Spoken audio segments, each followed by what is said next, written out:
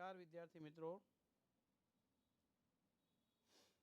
Hello sir. Okay, મારો voice છે તમારા સુધી આવતો હોય તો નાનકડી એવી એક કોમેન્ટ કરજો. Good evening. વોઇસ આવે છે? ઓકે. અને હવે સરસ મજાનું તમને દેખાય છે?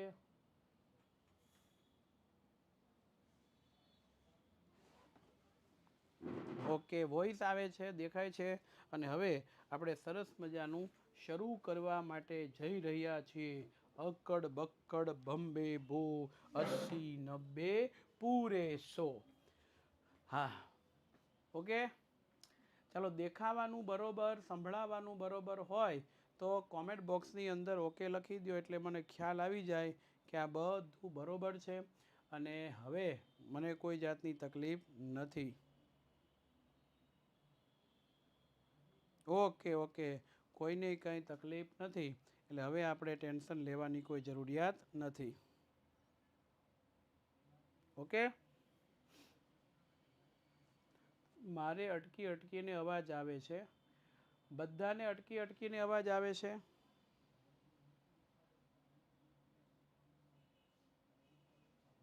કે કમ્પ્લીટ આવે છે એ જરાક મને કહેજો.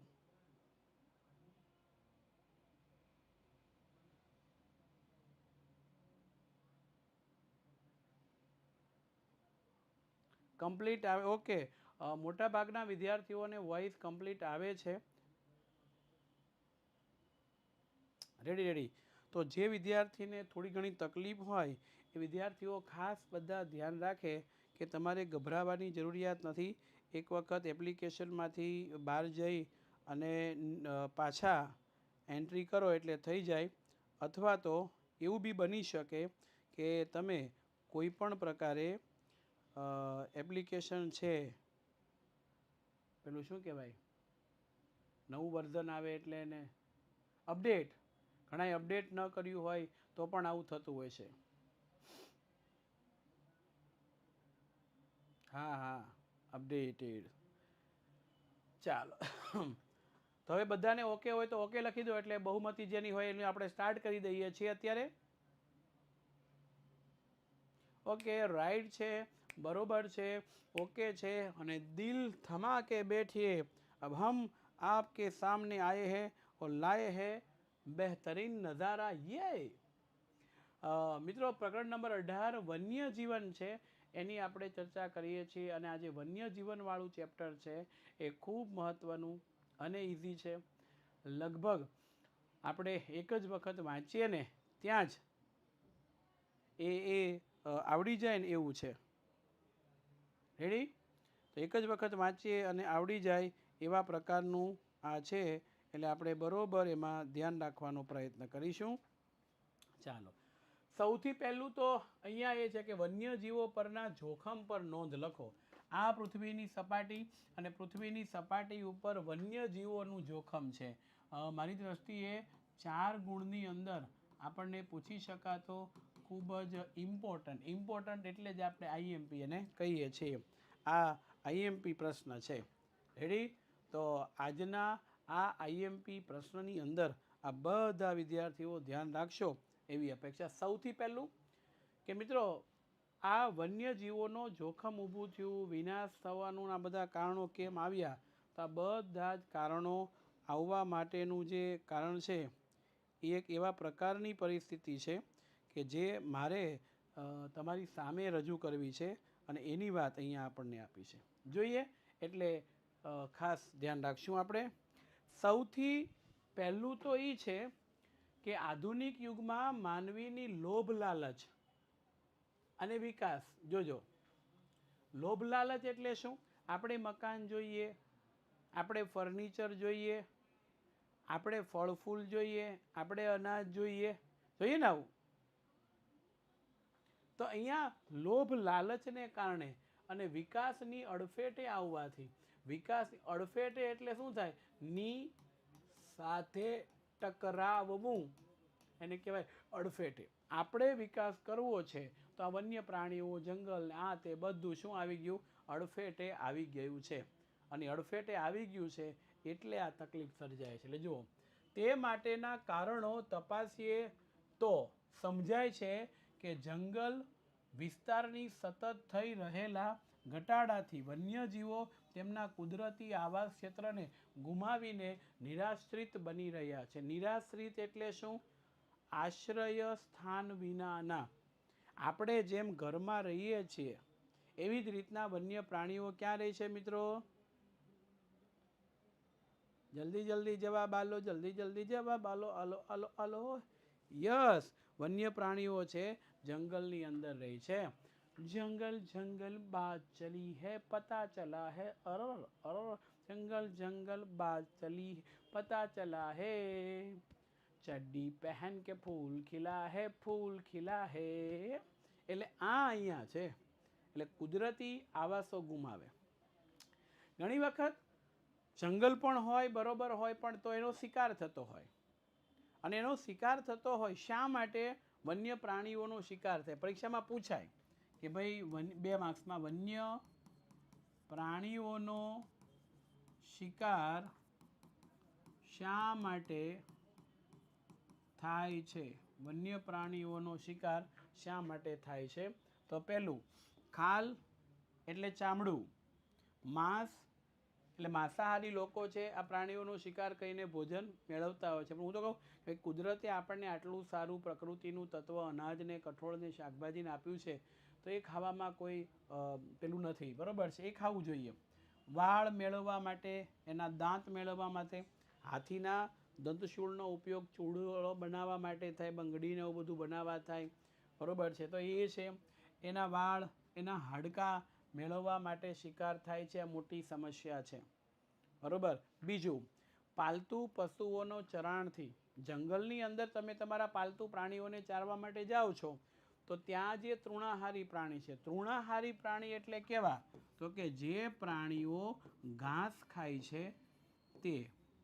સિંહ છે એ તૃણાહારી નથી, માંસાહારી છે, બરોબર. તો હરણ છે એ તૃણાહારી છે, હરણ લીલું ઘાસ ખાય, અને હરણને કોણ ખાય? સિંહ ખાય. એટલે આ અહીંયા આપણને આપ્યું છે. તો ખોરાકની અછત અને થતાં તેમની સંખ્યા ઉપર માઠી અસર થાય છે. જંગલ ક્ષેત્રમાં તૃણાહારીની સંખ્યા ઘટતા માંસભક્ષી વન્યજીવોને, ધ્યાન રાખજો, માંસભક્ષી વન્યજીવોને પૂરતો શિકાર નથી મળતો. કારણ કે જંગલનો વિનાશ થાય એટલે એને ખાવાનું ન મળે, એટલે ખાવાનું, ખોરાકની શોધમાં તૃણાહારી પ્રાણીઓ છે જંગલથી બહાર થાય.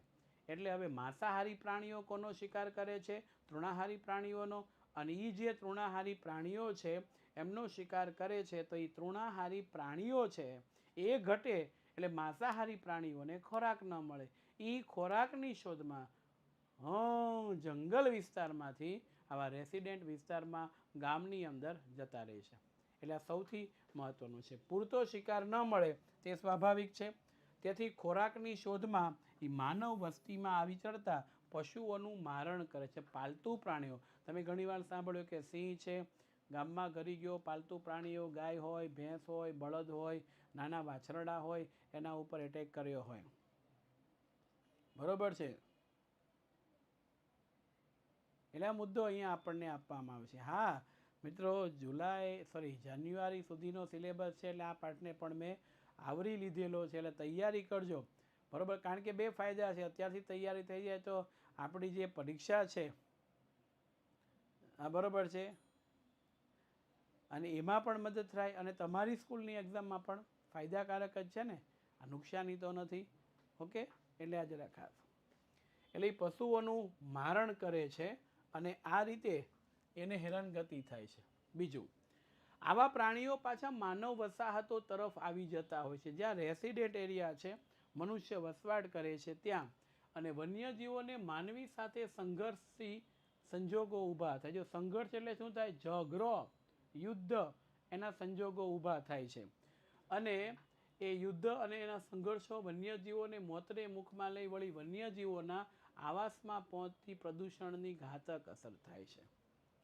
કારણ કે આપણે જંગલ વિસ્તારની અંદર હવે મોટા વાયુ પ્રદૂષણ કરતા જે ઉદ્યોગો છે એ રેસિડેન્ટ એરિયામાં ન રાખતા જંગલ વિસ્તારમાં લઈને તૈયારી કરીએ, તો જંગલ વિસ્તારની અંદરથી એ કેવું થાય કે ઉદ્યોગો માટે કેટલીક જમીનો ખાલી કરે, જમીનો ખાલી કરે ત્યાં ઉદ્યોગ નાખે એટલે વાયુ પ્રદૂષણ થાય, ધ્વનિ પ્રદૂષણ થાય, જળ પ્રદૂષણ થાય અને એ બરોબર છે એ આ પ્રાણીઓને નુકસાન કરે, ઘાતક એટલે કે ખૂબ જ ખરાબ રીતે.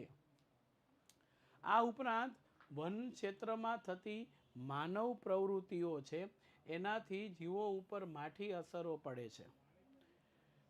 માઠી એટલે કેવી થાય? ખૂબ જ ખરાબ અસર પડે છે. અને જંગલ વિસ્તારમાં થતા ઘટાડાથી ખોરાક અને આશ્રયની શોધમાં વન્યજીવો ક્યારેય માનવ વસ્તી તરફ આવી જાય છે. માનવ વસ્તી એટલે ક્યાં? જ્યાં માણસો વસવાટ કરે છે એની વાત છે.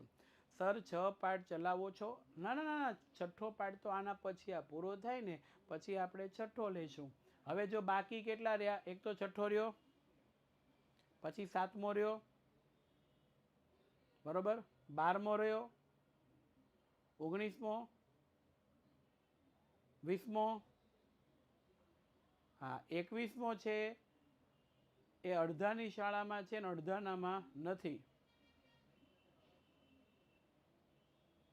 છઠ્ઠો થઈ ગયો છે? કોણ કે?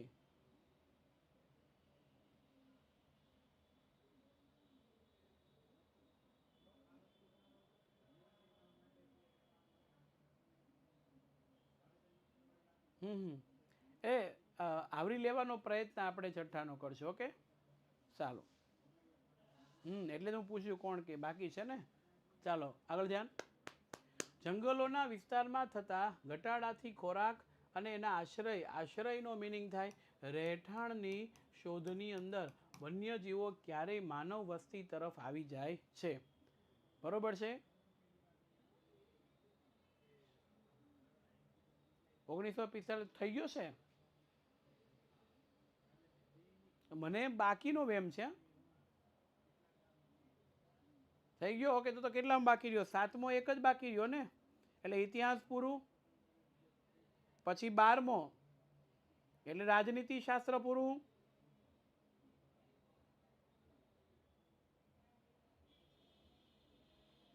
પછી 19 અને 20. ઓકે, 4 રહ્યા ને. ઓકે, તો જાન્યુઆરીમાં આપણો સિલેબસ પૂરી જશે, ફેબ્રુઆરીમાં થોડુંક રિવિઝન ને આ અંતે આપણે કરી શકીએ. Ready? Well done my dear, well done. વન્યજીવોના ક્ષેત્રમાં થતા માનવ હસ્તક્ષેપ. હસ્તક્ષેપનો મિનિંગ થાય દખલગીરી. તમે વાંચતા હોવ અને હું તમને કહું કે એ બરોબર વાંચ, આમ કર તેમ કર, તો એ દખલગીરી થાય, મારો હસ્તક્ષેપ થયો એમ કહેવાય છે. બરોબર છે?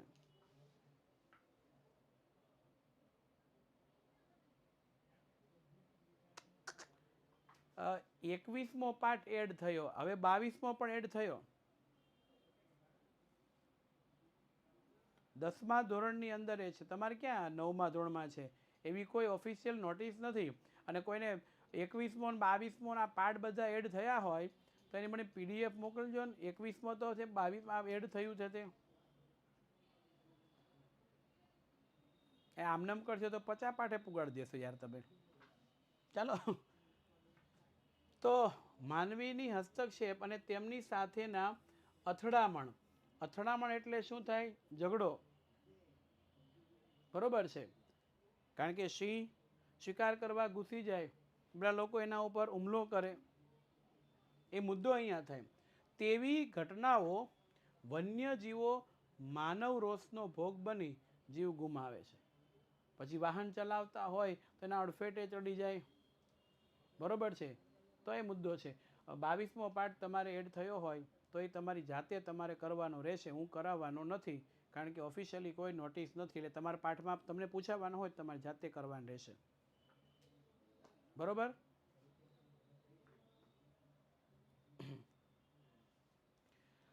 દક્ષિણ અને દક્ષિણ પૂર્વ ભારતના જંગલમાંથી ખોરાકની શોધમાં હાથીઓનું ઝુંડ.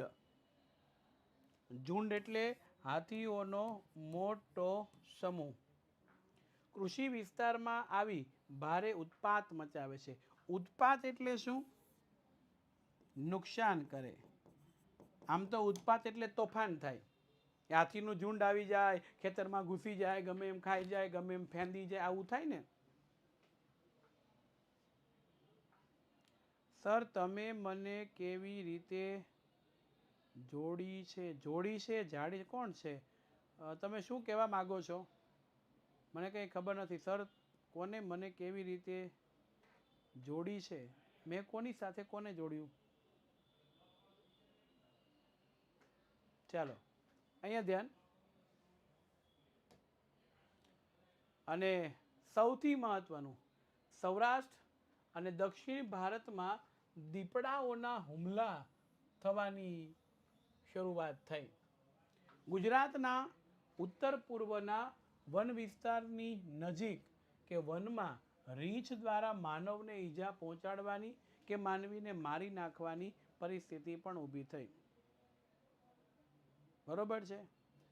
ભાઈ મેં કોઈને લાઈવ વિડીયોમાં જોડ્યા નથી. તમે એપ્લિકેશન ડાઉનલોડ કરી હોય, ફી ભરી હોય ને આવ્યા હોય, કાં ફી ન ભરી હોય, તમે કીધું ભાઈ 1-2 દિવસ તમને બેસવા દો તો ખ્યાલ આવે, તે રીતે તમે આવ્યા છો.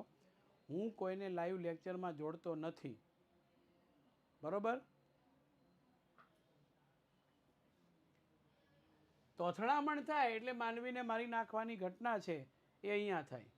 આવી દુર્ઘટનાઓ ન થાય એ માટે અગમચેતી. અગમચેતી એટલે અગાઉથી તૈયારી રાખવી, એ જ શ્રેષ્ઠ ઉપાય છે. તો નિધિબેન તમે ફી નથી ભરી, એમને બેઠા છો કે પછી શું કહેવાય એક્સેસ લઈને બેઠા છો કે 1-2 દિવસ બેસવા દો, ફાવે તો આપણે પછી પેલું કરીએ, એવું છે કંઈ?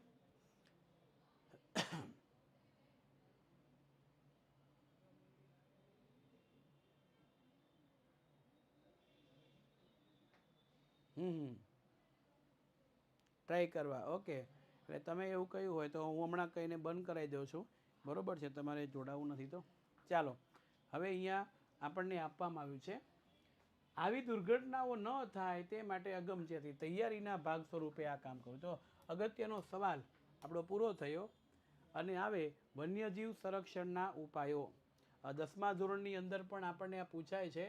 બરોબર છે, 3 ગુણની અંદર. બરોબર છે, 10માની અંદર પણ આવે. એટલે તમારે અત્યારથી ધ્યાન રાખવાનું વન્યજીવ સંરક્ષણ. બરોબર છે ને એની વાત. જંગલ વિસ્તારની જાળવણી કરી એનો ઉત્તરોત્તર એટલે શું થાય? વધુમાં વધુ અને સતત વધારો કરવા માટે લાંબા ગાળાનું ચુસ્ત આયોજન એટલે કે પ્લાનિંગ હાથ ધરવું જોઈએ. ભાઈ આયોજન કે પ્લાનિંગ વગર કશું થાય નહીં. આયોજન કે પ્લાનિંગ વગર કશું થાય નહીં. કારણ શું? કે અગાઉથી આપણું કોઈ પ્લાનિંગ હોય તો જ કરે. લગ્નમાં જવાનું હોય તો કઈ તારીખે છે, ક્યાં જવાનું છે, કેટલાને જવાનું છે, એ લોકો આપણે ત્યાં આવ્યા ત્યારે ચાંદલો શું આપ્યો હતો, ગિફ્ટ શું આપી હતી, આપણે શું આપશું, આ બધું આયોજન હોય ત્યારે થાય. બરોબર? એમ અહીંયા પણ જંગલ વન્યજીવના સંરક્ષણ માટેનું સ્પષ્ટ આયોજન હોય ને જરૂરી છે.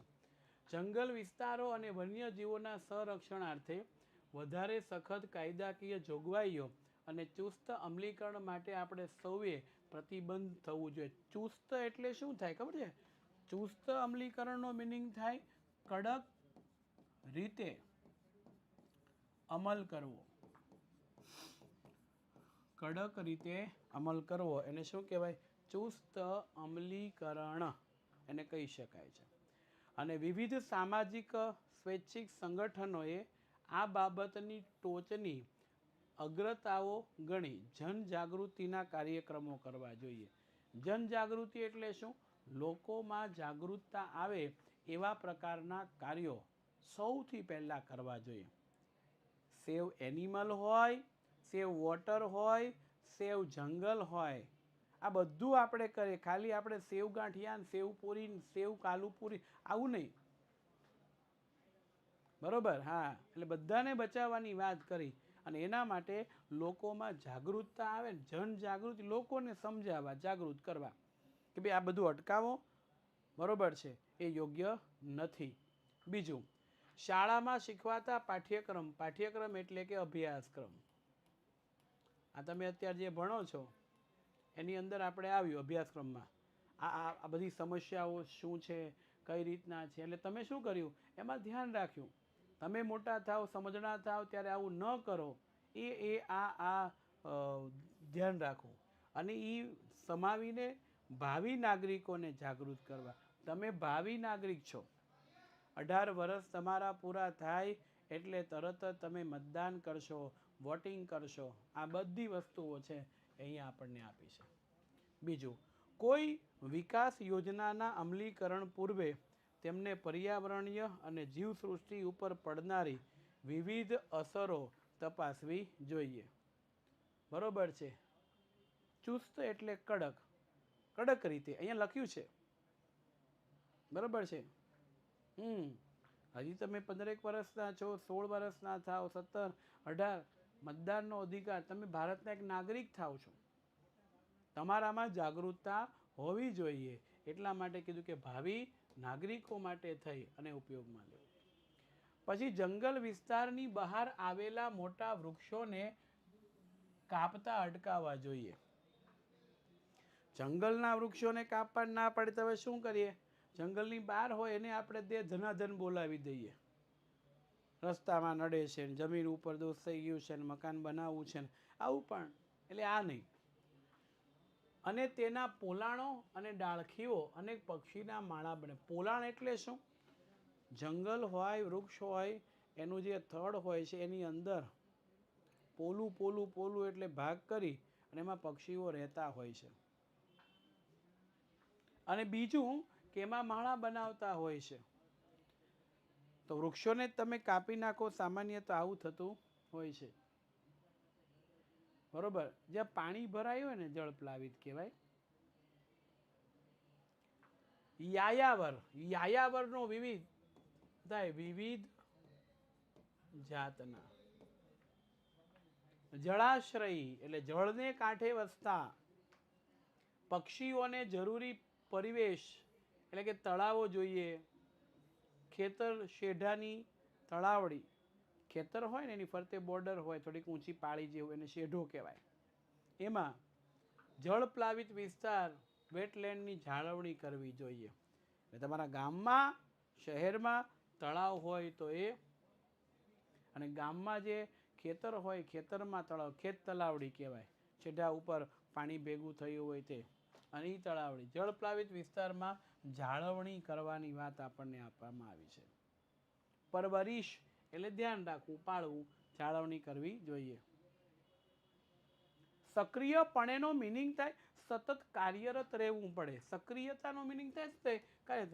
હું ભણાવું છું, તમે અત્યારે સક્રિય રીતે ભણી રહ્યા છો, કાર્યરત છો અને ધ્યાન પણ આપો છો. ખાલી મોબાઈલ લઈને બેસી ગયા હો તો તમે ધ્યાન આપતા નથી. ખેતી ક્ષેત્રે વપરાતા જંતુનાશકોના બદલે જૈવિક કીટકોનો પ્રચાર અને વપરાશ વધારવો જોઈએ. પ્રદૂષણ ઘટાડવા અંગે સક્રિયપણે કામગીરીની તાતી. તાતી એટલે શું થાય? ખૂબ જ જરૂરિયાત છે. તાતી એટલે શું થાય? ખૂબ જ જરૂરિયાત છે, એની વાત આપણને આપી છે. હવે જંગલોની સળગી જાય એટલે પેલાના પ્રાણીઓના, પક્ષીઓના રહેઠાણ વિસ્તાર બળી જાય. અને એટલે કીધું છે કે જંગલોના દાવાનળને પહોંચી વળવા માટે. દાવાનળ એટલે શું થાય? જંગલમાં લાગતી આગ. જંગલમાં લાગતી આગ પહોંચી વળવા માટે પેટ્રોલિંગ અને સાવચેતોનું. પેટ્રોલિંગ એટલે થાય તપાસ, સતત તપાસ કરવી. રાત્રે પોલીસની ગાડી આવે તો પેટ્રોલિંગ પર આવે, ધીમી ધીમી ચાલતી હોય, આજુબાજુ જોતા હોય, કોઈ ગુનાહિત કૃત્ય બનતું નથી ને કોઈ લોકો હેરાન નથી થતા, એને પેટ્રોલિંગ કહેવામાં આવે. તો સતત ધ્યાન રાખવાનું. સાવચેતીનું, આગોતરું. આગોતરું એટલે અગાઉથી, પહેલેથી જ, શરૂઆતથી જ આયોજન કરવું જોઈએ. એટલે આ બધી જે આયોજન છે તે.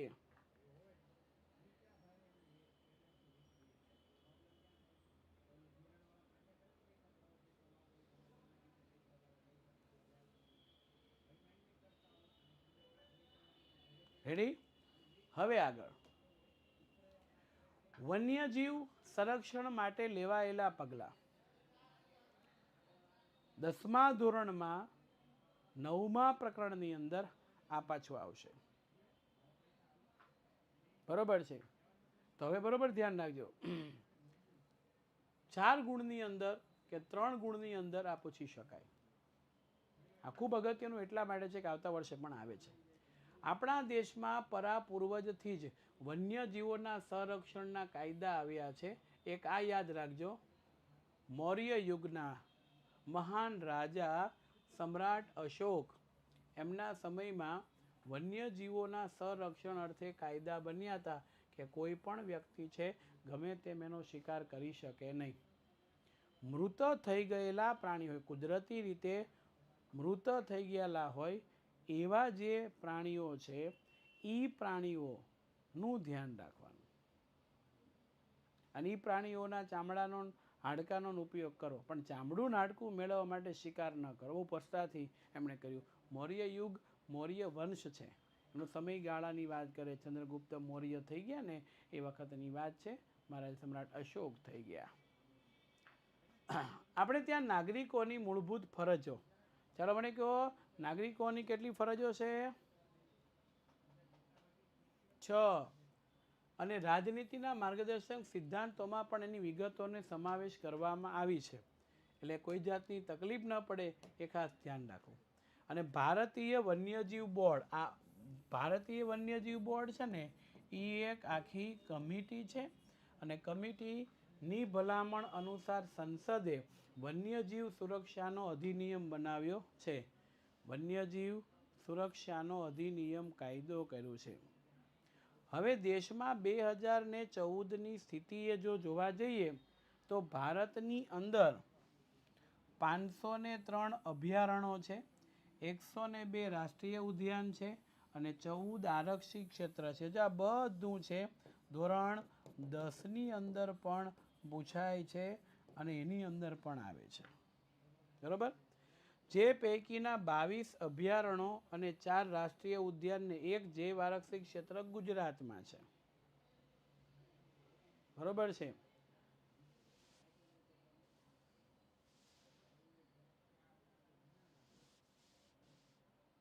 નહીં, જેવી રીતે કળયુગ છે તેવી રીતે મૌર્યયુગ નથી.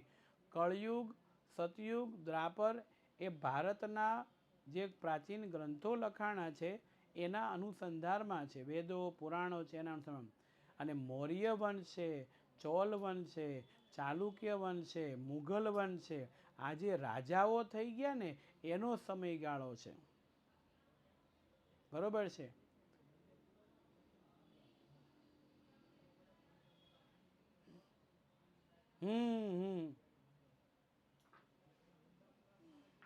એટલે અહીંયા આ મુદ્દો આપણને આપ્યો છે. એટલે અભયારણ્યો છે, આ પાછું ઓબ્જેક્ટિવમાં એ પૂછાય કે ગુજરાતમાં અને ભારતમાં કેટલા અભયારણ્ય છે, કેટલા રાષ્ટ્રીય ઉદ્યાન છે, તે જેના અસ્તિત્વ માટે જોખમ અને વિનાશને આરે છે. આરે એટલે કે સમય, જોખમ અને વિનાશના સમય મુજબ છે એવા વિશિષ્ટ પ્રાણી કે પ્રજાતિઓ માટે ખાસ સંરક્ષણની યોજના બનાવે અને એ વન્યજીવ સંરક્ષણની યોજનાને પરિયોજના કહેવાય. પરિયોજના એટલે શું થાય કે એને બચાવવા માટેની તમામ તૈયારી માટે શબ્દ વાપરો છે પરિયોજના.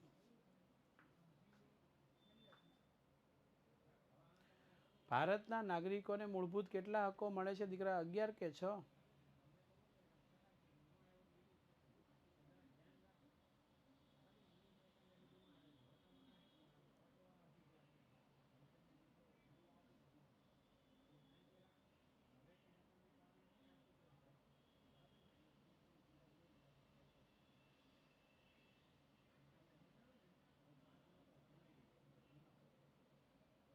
હું હકની જ વાત કરું છું, હક વિશે જ બોલું છું. આ એક વાળો તો હાવ ખોટું છે. 6 હક છે.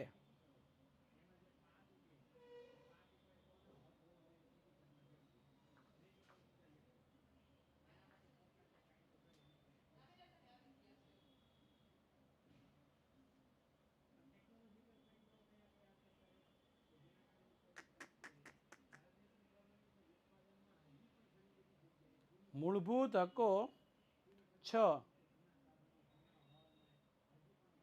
11 વાળું છે ને એ ખોટું છે. પાઠ્યપુસ્તકમાં જુઓ ને કયા ચેપ્ટરમાં આવે છે.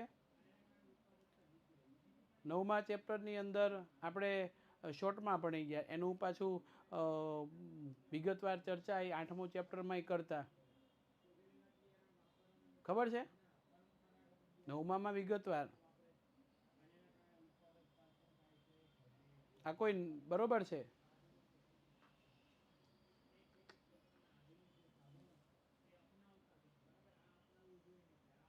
હું 6 જ કહું છું, પણ અહીંયા 11 વાળાનો વિરોધ બંધ થાય ત્યારે મારે બંધ થવું ને. હક્કો 6 છે ભાઈ, અને હક વિશેની જ વાત હું કરું છું આમાં. અહીંયા જે આપણે ભણી ગયા ને તે પણ હું બેક સાઈડ પર લઈને તમે સમજાવી શકું.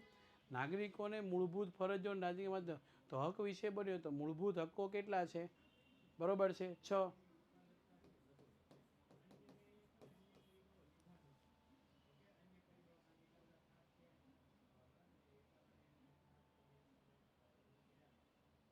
આ કોક નવું લાવ્યું, પેલા 7 હતા, હવે 6 થઈ ગયા. ચોપડીમાં 7 ક્યાં આપ્યા છે? ચાલો હવે અહીંયા ધ્યાન. તો એને બચાવવા માટે થઈ અને આ શરૂઆત થઈ.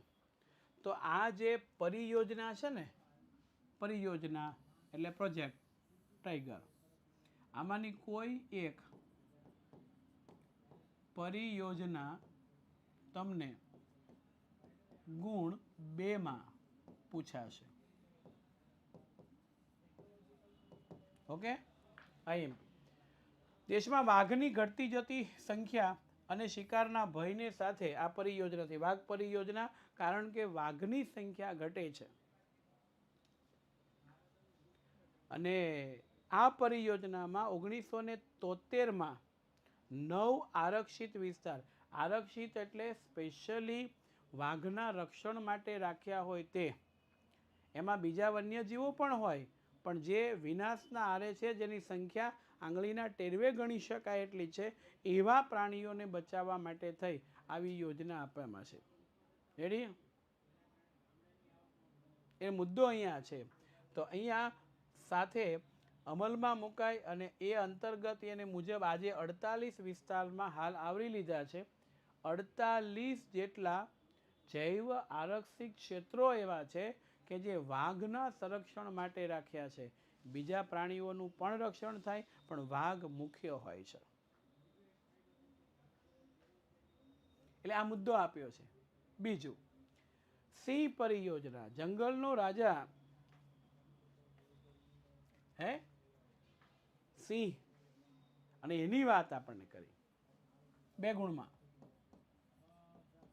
એક સમયે એશિયાઈ સિંહો એશિયા ઉપમહાદ્વીપના ઈરાન સુધી હતા.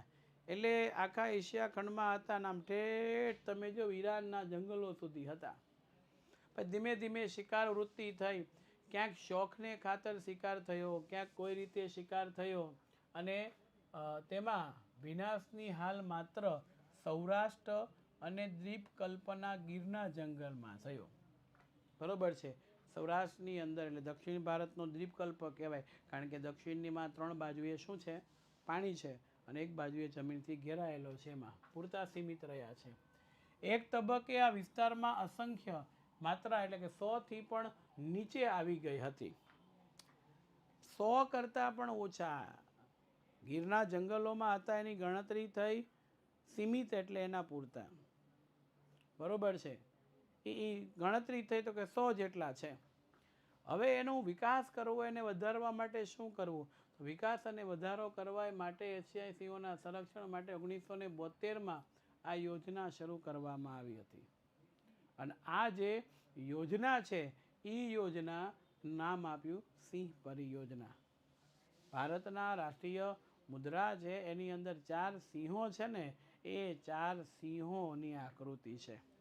એટલે એને માટે શરૂઆત થઈ, પછી સિંહોની સંખ્યા વધતી ગઈ. આ સિવાય કાશ્મીરી બારાસિંગા નામની દુર્લભ હરણની પ્રજાતિ છે. જો આ બારાસિંગા છે ને, એ આ હરણની પ્રજાતિ છે.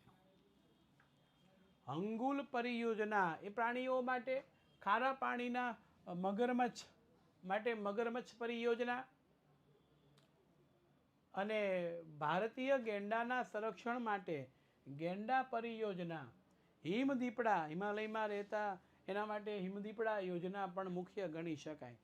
બધાને કોંગ્રેચ્યુલેશન, અભિનંદન અભિનંદન. કારણ કે આમાં તમને શું આપ્યું? હંગુલ પરિયોજના, મગરમચ્છ પરિયોજના, ગેંડા પરિયોજના, હિમદીપડા પરિયોજના, એ કોઈ નહીં ડિટેલમાં માહિતી નથી આપી. એટલે આપણે એટલું ઓછું રીડ કરવું ફાયદો જ છે ને. વન્યજીવ સૃષ્ટિનો બચાવ થાય, સંરક્ષણ થાય એ માટે સમાજ અને સરકાર દ્વારા દ્રઢ ઈચ્છા દાખવી સાચી દિશામાં પગલાં ભરાય તો વન્યજીવ સંરક્ષણ શક્ય છે. બરોબર. હમણાં થોડા સમયમાં જ 2-3 દિવસ પહેલાં જ ઘટના બની હતી. સાહિબ સર છે એ કોઈ કામથી બહાર જતા હતા અને કૂતરાનું બચ્ચું છે એ રસ્તા ઉપર અડફેટે કે ઠંડીના કારણે કે મોર્નિંગમાં જ આ ઘટના બની, એ મૃત્યુ થયું અને એણે ત્યાંથી લીધું અને પછી એક જગ્યા ઉપર જઈને દફન વિધિ કરી. જોયો તો વિડીયો? તે વિડીયોને શેર પણ કરવાનો સ્ટેટસ ઉપર કે જીવદયા પણ દુનિયામાં જરૂરી છે. આજે એમનું મૃત્યુ થયું, કાલે આપણું જીવદયા જરૂરી છે બધા પ્રત્યે. રેડી? તો એને શેર કરવાનું ખાસ એવા વિડીયોને કે જેનાથી લોકોને પ્રેરણા મળે. એવું ન સમજે કે આ ભલે મરી ગયું છે તો એનું કંઈ આપણે ન કરવું. બરોબર.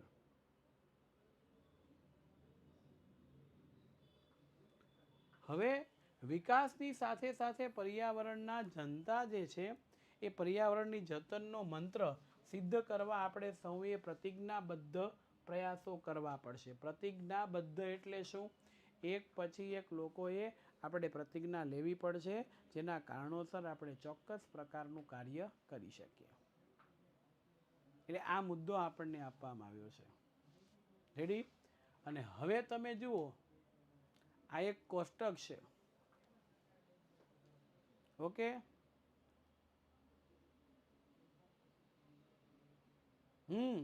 એક એવો નિયમ આપણે કરીએ કે કુદરતી અથડામણની અંદર કે કુદરતી રીતે મૃત્યુ પામ્યા હોય, અકસ્માતમાં મૃત્યુ પામ્યા હોય તો એને આપણે વ્યવસ્થિત રીતે ક્યાંક મૂકીએ કે જેનાથી એના આત્માને શાંતિ મળે. બરોબર? તમારા ઘણાના પેરેન્ટ્સ છે એમણે પણ આ વિડીયો જોયો હશે. ગરીબ બાળકોને આપણે મદદ કરીએ છીએ અને શિક્ષકો તો ખાસ એવું ઈચ્છે કે આપણે કોઈને ને કોઈને મદદ કરતા રહીએ. બરોબર? એટલે આ મુદ્દો આપણામાં આવ્યો છે. હવે આ જે કોષ્ટક છે, ગુજરાતના જાણીતા એવા નામચીન 4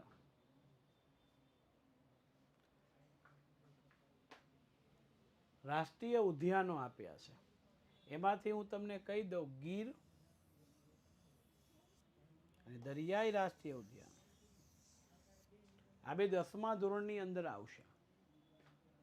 દરિયાઈ રાષ્ટ્રીય ઉદ્યાન ને ગીર બંને 10મા ધોરણની અંદર આવશે.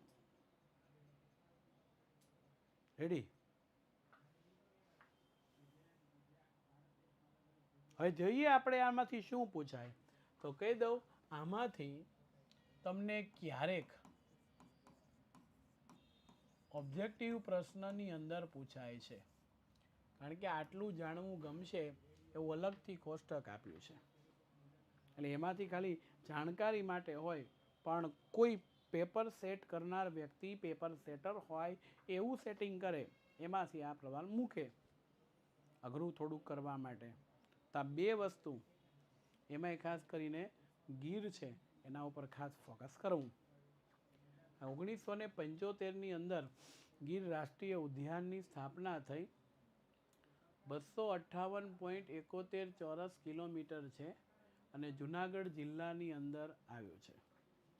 આ રાષ્ટ્રીય ઉદ્યાનની અંદર બધા પ્રાણીઓ જેમ કે સિંહ મુખ્ય છે, આ મુખ્ય પ્રાણી સિંહ માટે, પછી દીપડા છે, ચિત્તલ પ્રાણી, જરગ પ્રાણી, સાબર પ્રાણી, સિંકારા પ્રાણી, મગરમચ્છ તો પાણીની અંદર એ પણ પાણી છે. આ બધાની અંદર એ કરવામાં આવ્યું છે. બરોબર. બીજું, કાળિયાર રાષ્ટ્રીય ઉદ્યાન 1976ની અંદર એની સ્થાપના થઈ. 34.08 ચોરસ કિલોમીટર ભાવનગર જિલ્લાની અંદર એ આવેલું છે. નાનું છે અને એમાં કાળિયાર બરોબર છે, વરુ છે, ખડમોર, ઘોરાડ એ બધા જોવા મળે. વાસંદા રાષ્ટ્રીય ઉદ્યાન 1979 23.99 ચોરસ કિલોમીટર નવસારી. અને આ નવસારીની અંદર દીપડા, જરગ, ચિંતલ, સોચિંગા બધા પ્રાણીઓ પક્ષીઓ જોવા મળે. તમામે તમામ વિશે પ્રાણી પક્ષીઓ છે જેમ આપણું નામ હોય છે તેમ. આવતીકાલે મેથ્સનો ક્લાસ છે તમારે સવારે? હે?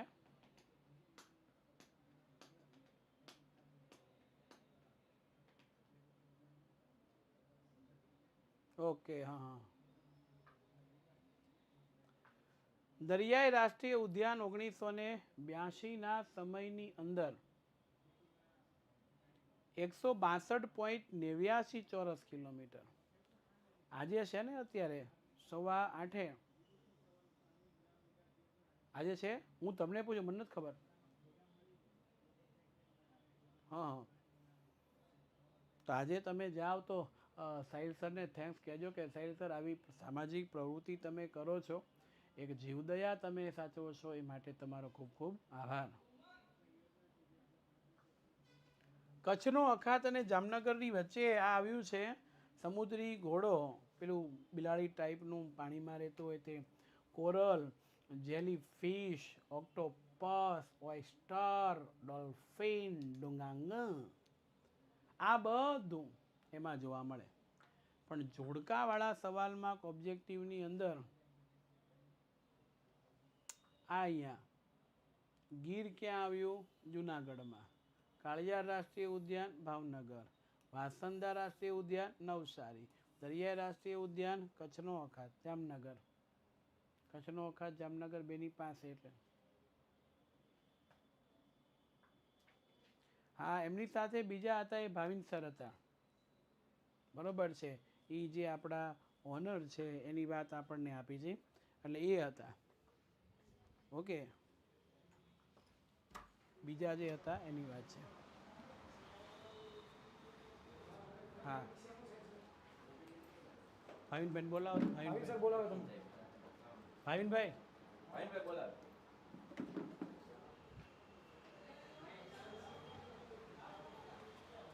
હા હા હા હા. ઓકે. હા, હવે કોમેન્ટ કરો બીજા સર કોણ હતા, બીજા સર કોણ હતા. એ સર તો આવશે, નહીતર નહીં આવશે, કોમેન્ટ જોઈશે નહીં તો. હા, સાહિલ સર પણ આવી ગયા છે. હિરેન સર નથી. હા ભાઈ બતાવી દો. ભાવિનભાઈ આવો 2 મિનિટ.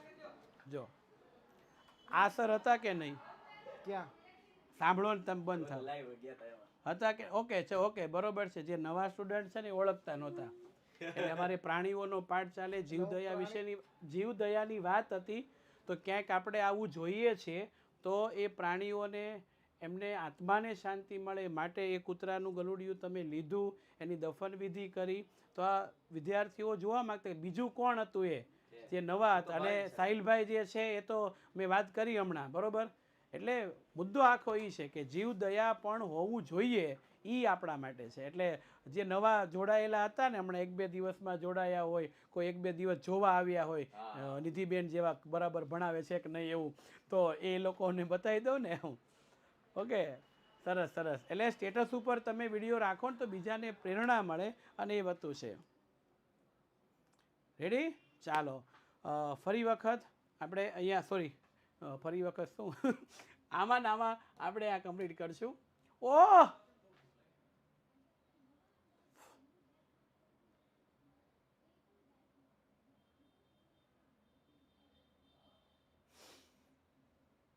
જય હિન્દ, જય ભારત, જય જય સામાજિક વિજ્ઞાન. આવજો, બબાય. હા, હવે સાહિલ સર સાથે તમારે વાત કરવી હોય તો સાહિલ સરના લેક્ચરમાં. રેડી? આપણે અત્યારે બબાય કહી દઈએ છીએ. Bye-bye bye-bye bye-bye. હવે કયું ચેપ્ટર લેવું છે મને કયો? 19મું લેવું હોય તો એ લઈએ, 12મું લેવું હોય તો 12મું, છઠ્ઠું ચાલી ગયું, 7મું લેવું હોય તો 7મું. એક કામ કરીએ, 19મું લઈએ એટલે એક ભૂગોળનું પાઠ રહી, પછી આપણે 7મું લેશું એટલે ઇતિહાસ પૂરું થઈ જાય, પછી 12મું લેશું એટલે સમાજશાસ્ત્ર પૂરું થાય, પછી 20મું લેશું એટલે સિલેબસ પતે. બરાબર? વિભાગ એક પછી એક આપણે પૂરો કરશું. ઓકે, આવજો, બબાય બબાય.